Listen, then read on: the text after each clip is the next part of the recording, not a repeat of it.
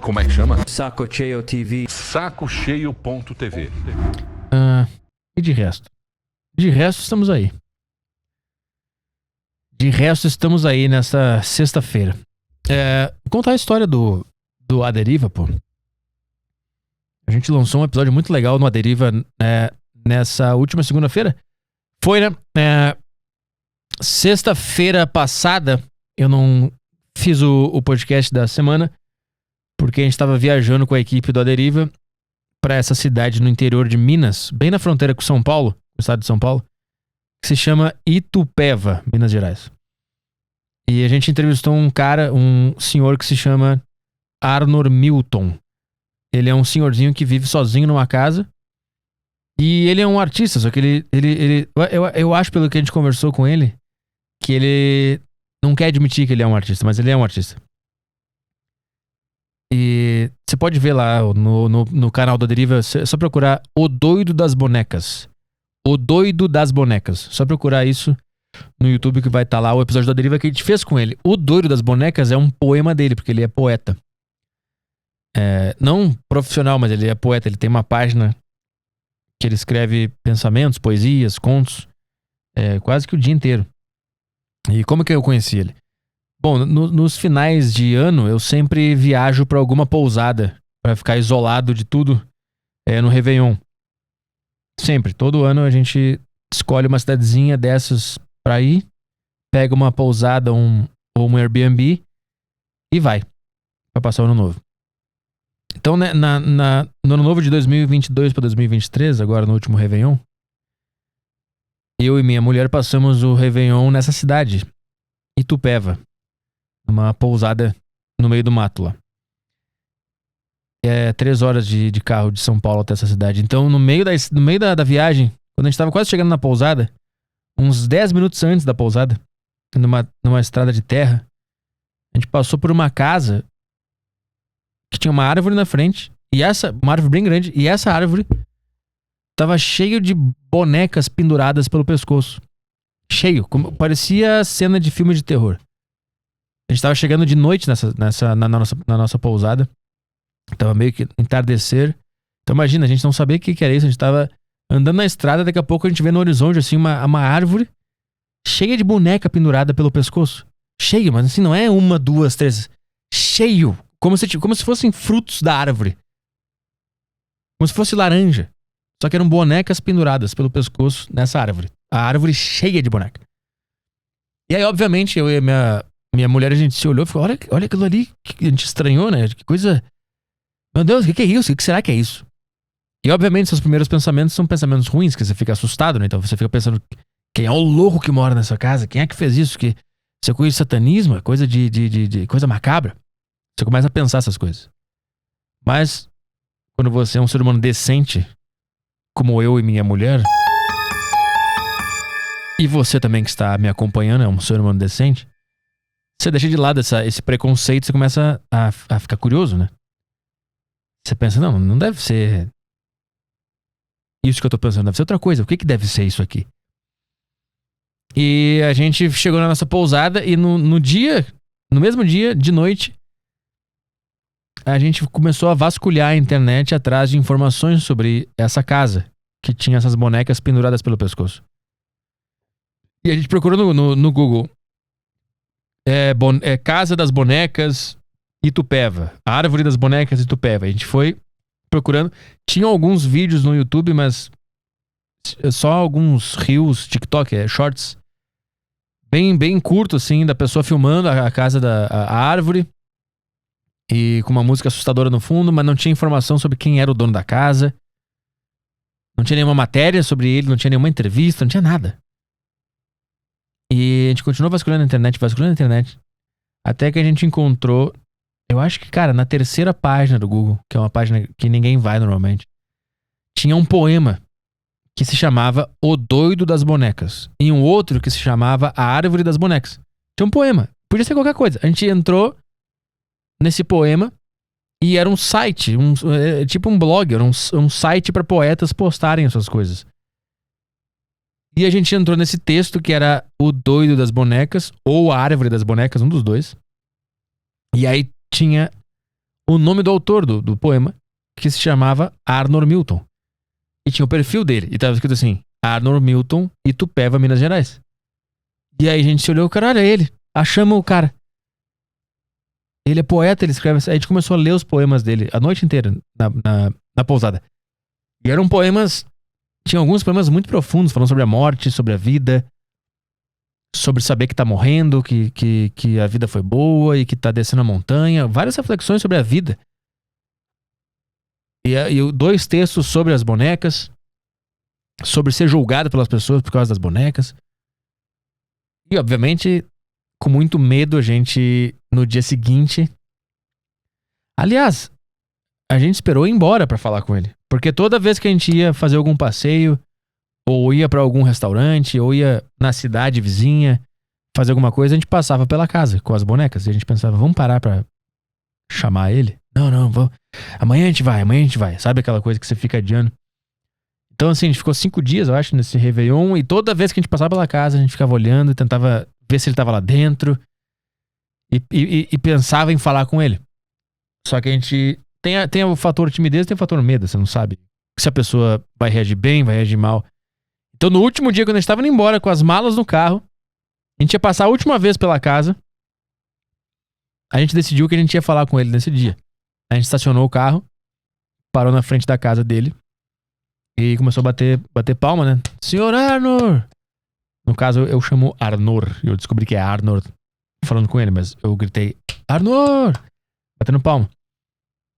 Então imagina, você chega na casa, cheio de boneca, você sabe que o cara é um poeta, tem vários poemas bem profundos na página dele. Você não sabe como é que a pessoa é, se ela é sociável, se ela não é. Então, assim, tem um certo medo. Até mesmo que a gente vive na cidade grande, a gente tá acostumado a ser muito hostil e ter medo um do outro, né? Então a gente acaba levando isso também. Quando a gente vai pro mato e a gente coloca na outra pessoa uma coisa que tá dentro da gente. Então a gente tava com medo dessa interação, mas a gente fez mesmo assim, a gente foi lá, chamou. Daqui a pouco aparece um velhinho, ele sai da casinha dele e fala, ô jovem, oi. E aí a gente falou, a gente viu teus poemas na internet. E aí ele veio feliz da vida, abriu o portão e a gente começou a conversar. A gente falou, cara, a gente leu teus poemas, a gente viu a casa, a árvore, a gente foi pesquisar o que era. E aí a gente encontrou os poemas, lemos vários, a gente passou a noite inteira lendo teus poemas, ele achou muito legal, ele abriu um sorriso. E a gente começou a perguntar pra ele qual que era das bonecas, ele explicou. E era um senhorzinho, normal, com a vibe de artista. E aí, isso foi em janeiro desse ano. Janeiro de 2023. E aí eu falei pra ele, olha só, eu trabalho com um programa na internet de entrevistas, a gente queria te entrevistar. A gente pode organizar de vir pra cá algum dia te entrevistar aqui na tua casa? Ele falou que sim. E a gente foi, durante o ano, todo esse ano, a gente foi marcando e aí desmarcava. Porque ele tinha algum problema de saúde, ele ia no hospital. Aí marcava e desmarcava. E aí finalmente agora no dia 17 de novembro, tava marcado. Dia 17, dia 17. Tava marcado e deu tudo certo, a gente pegou um carro, foi pra lá. E conhecemos a casa dele. Montamos um estúdio improvisado lá na casa dele mesmo. E fizemos um episódio com esse cara. Ele contou a vida dele. Falou as reflexões dele sobre a vida. O que ele acha. Falou dos poemas, as bonecas, tudo mais. E foi muito legal, cara. O episódio tá lá no YouTube se você quiser assistir. O Doido das Bonecas. A Deriva Podcast, é só ir lá assistir. E foi muito legal, cara. Eu fiquei com a sensação de caralho, esse cara é um artista brasileiro que ninguém faz ideia de que existe. Provavelmente ninguém saberia que ele existe. E poucas pessoas saberão que ele existe, porque poucas pessoas assistiram o episódio. Tem 20 mil visualizações. 20 mil é bom, muita gente vai saber, mas assim, a sensação que eu tive vendo ele era cara, isso aqui devia estar na cultura brasileira. Posso estar exagerando, mas eu senti que o jeito que ele pensa e o jeito que ele provoca, o jeito que ele enxerga a vida é como um artista enxerga. E Ele devia criar mais coisas, devia colocar pro mundo as coisas que ele pensa e cria, porque a casa inteira dele é como se fosse um museu de artes, a casa dele. Tudo tem um significado na casa dele. A casa dele, se você não viu o episódio, vai sair um vlog também do making of. É um terreno, sim, terreno, imagina, uma cidadezinha pequena, não é nem na cidade, é afastado da cidade. Então, sabe aquelas regiões de cidade pequena que tem pousadas, que é um monte de árvore, aí você vai andando na estrada e tem um portão, aí você entra no portão. É um terreno assim, que tem 2 casas. Uma casa grande e tem uma pequenininha. Que devia ser, quando a pessoa criou esse terreno, fez o projeto, devia ser o lugar para guardar coisa, ou para o empregado dormir, ou para uma visita dormir. Tem a casa grande mesmo, com tudo, e uma casinha bem pequenininha. Ele mora na casinha pequenininha. Bem pequenininha mesmo, você vai ver depois o episódio. Então assim, você entra na casa dele, tem uma árvore cheia de boneca pendurada. E aí dentro da casa dele tem mais bonecas penduradas. Tem uma moto e um carro antigo do caralho.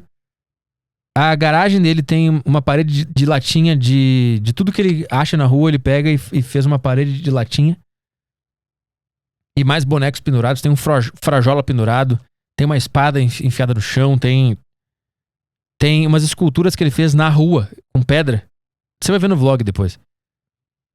E aí, dentro da casinha dele, que é onde ele mora, a casa, você vai ver no episódio lá, é toda com coisa pendurada. Um monte de caveira pendurada, manequim, tem quadros, tem umas coisas do caralho. A coisa mais do caralho que eu vi, assim que a gente entrou na casa dele pra montar o estúdio, foi um relógio. Ele olhou pro relógio e falou: olha aquele relógio ali.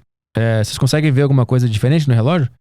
Aí, todos nós, né, nós 4 da equipe da Deriva, eu, Caio, o Brunão e a Bianca, a gente olhou pro relógio e a gente não conseguia enxergar o que tava de errado no relógio. E ele falando: tem alguma coisa aí nesse relógio, vocês não conseguem ver? Aí ele falou: o relógio tá andando pra trás. Aí a gente viu, o cara realmente tá andando pra trás. Ele falou: é porque eu sou aposentado e pra mim agora o tempo anda pra trás, eu tenho tempo de sobra. Por isso que eu fiz esse relógio aí. Tá entendendo a vibe do cara? Ele cria coisas no mundo pra representar coisas que ele pensa e sente. Isso é um artista. E aí tudo que tem na casa dele era se não era esteticamente artístico, era simbolicamente artístico. Tinha alguma história por trás ou tinha alguma coisa. E aí tem um outro quadro na casa dele também, do lado da geladeira, que é uma calcinha num fundo azul. E é a calcinha de uma mulher que ajudou ele a fazer uma cirurgia que ele precisava fazer. Não tem nada a ver com sexo, com erotização, nada. É a calcinha de uma mulher que ajudou ele. Porque ele conta a história no podcast, ele precisava de uma acompanhante para poder fazer essa cirurgia. Aparentemente a burocracia do governo exige isso.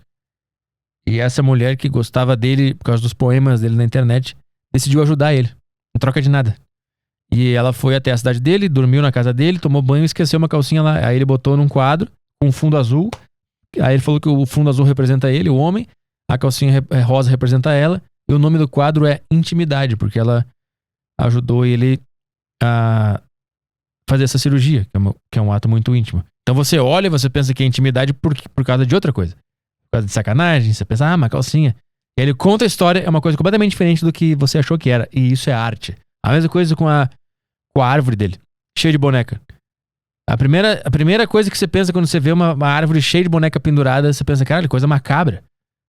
E é boneco de bebê, então é um monte de bebê enforcado, é isso que você vê. E aí quando ele te explica o que é, ele fala, não, pra mim essa árvore representa sonhos descartados, porque essa boneca algum dia foi de alguma criança e por algum motivo foi descartada. Então essa boneca um dia foi o sonho de alguém, da pessoa que deu, da pessoa que recebeu. Algum dia essa boneca teve esse significado. Então essa árvore pra mim representa sonhos desperdiçados ou sonhos. Entendeu? Então ele tem toda a alma de um artista. Ele faz um bagulho, ele sabe que todo mundo vai ver aquela árvore e vai pensar, caralho, que coisa macabra. E aí ele senta e te explica e tu fica, caralho, era isso. Isso é arte, cara. O quadro é a mesma coisa. E é um senhor poeta que mora no meio de uma cidadezinha pequena, no meio do mato. sozinho. Que a casa dele é como se fosse um museu de arte. E ele tava lá, cara. Tava lá. Quantas figuras mais assim devem existir no Brasil, eu digo? E a gente não faz ideia de que elas existem. Então, do caralho, bicho. Essa história do caralho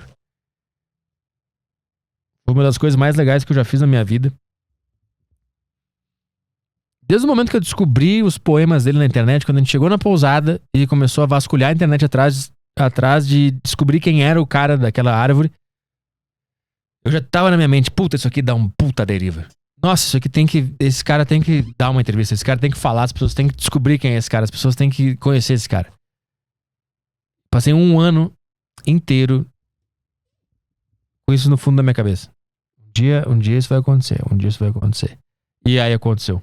Então, recomendo você assistir no YouTube o A Deriva do Doido das Bonecas, que é uma coisa muito legal, cara. Até vou ver como é que tá agora de visualizações. Tá com 24 mil visualizações.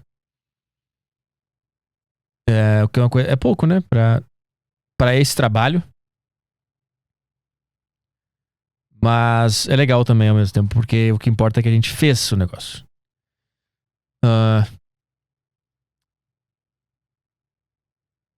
Então, essa é a história de por que não teve Saco Cheio semana passada.